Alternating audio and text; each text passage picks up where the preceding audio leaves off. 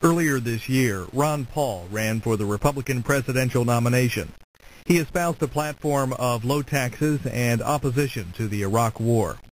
Earlier this month, he spoke at the 50th anniversary dinner of the John Birch Society in Appleton, Wisconsin. This is a little over a half hour.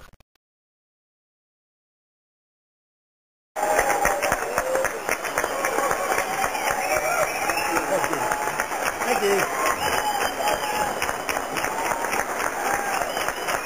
Thank you very much.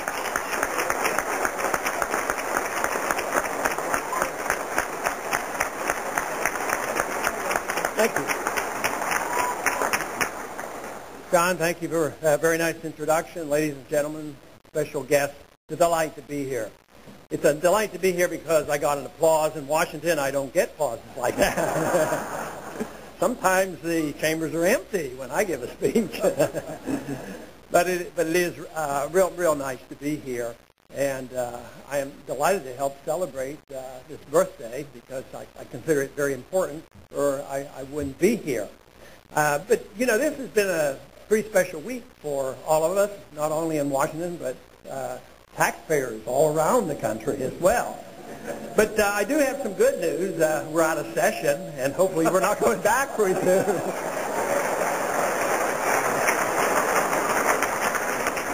The bad news, of course, is we couldn't leave until they ended up spending about $800 billion, and they don't even know where they're going to spend it. Today they decided, well, let's look around. How are we going to spend all that money that we have?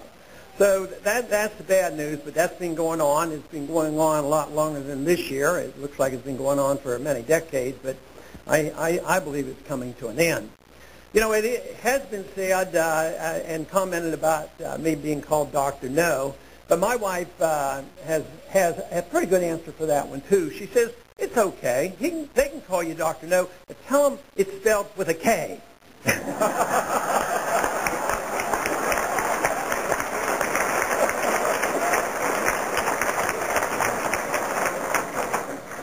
Now, Mr. Welch earlier on gave his very important constitutional talk, and he used a really neat quote from Greenspan, which I've used in the banking community on occasion, too, dealing with the gold standard. Of course, Alan Greenspan wrote that in 1966. He wrote it when he was associated with Ayn Rand, and he wrote it in the Objectivist newsletter.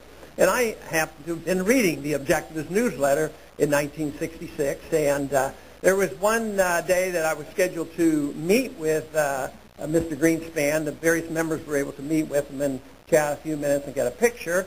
And I thought, well, I'll take advantage of that opportunity. So I knew the meeting was coming, so what I did was I dug this old copy out of the Objectivist newsletter, and that specific copy, the original copy of that article. So when I went in and sat down with him, I pulled it out, and it was a green booklet, but it was pretty faded. And I said, do you recognize this? Do you remember this? And he said, yeah, I do.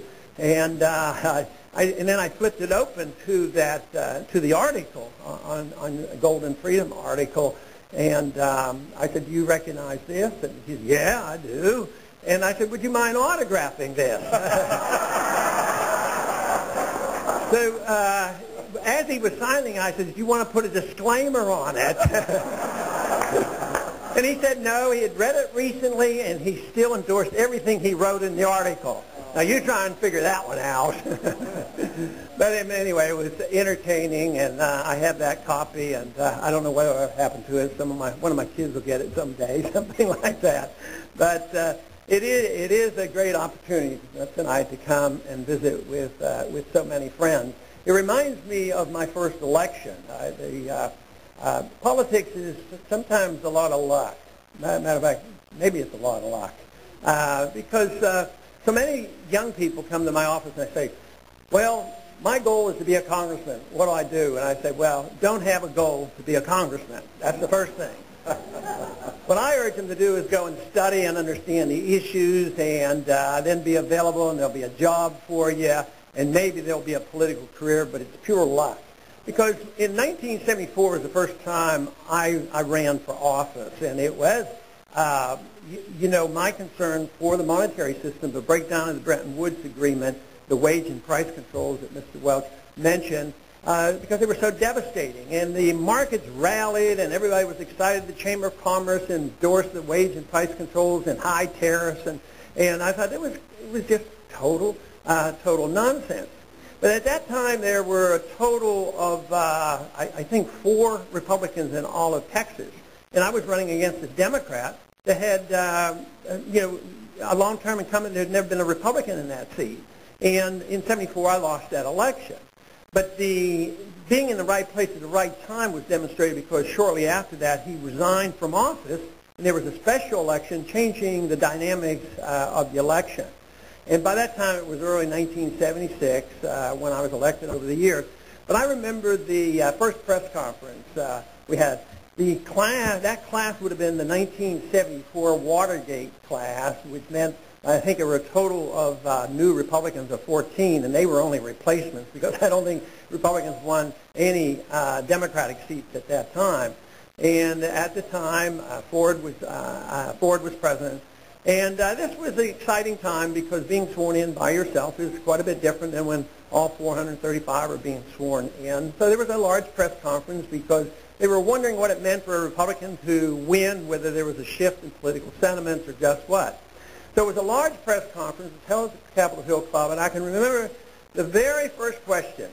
Somebody from Houston who was an antagonist all along, he got up, and his first question was, Mr. Paul, he says, are you a member of the John Birch Society? Have you ever been a member of the John Birch Society?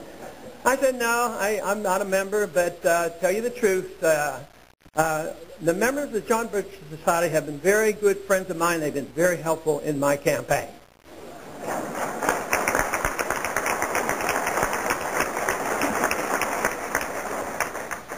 But interesting things are happening. This last year and a half for me has been a lot more dramatic than I ever dreamed. It was almost 2 years now that a few of my close friends, and maybe some of you wrote to me and said that I should get involved in the presidential primary. I was very reluctant to do that because I was convinced that we had not done enough work.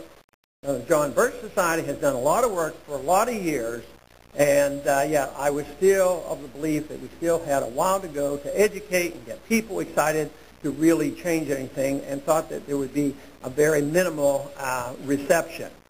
The truth is, it turned out the reception was much bigger than I ever dreamed of. There was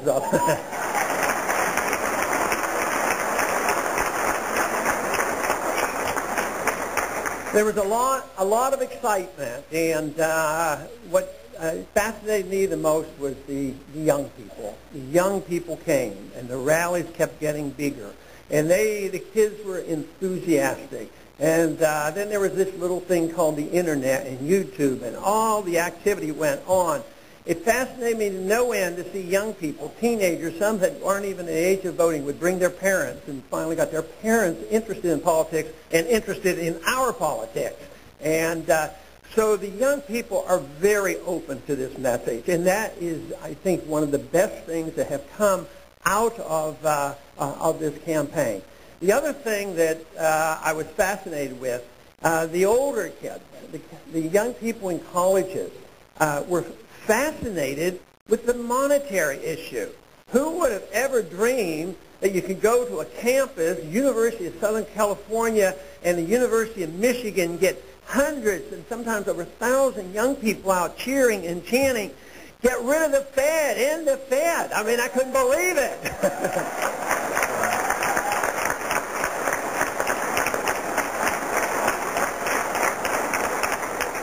And one of the consequences of all this has been that, unfortunately, though, a lot of our predictions and my predictions I've been making over these many years, they're coming true.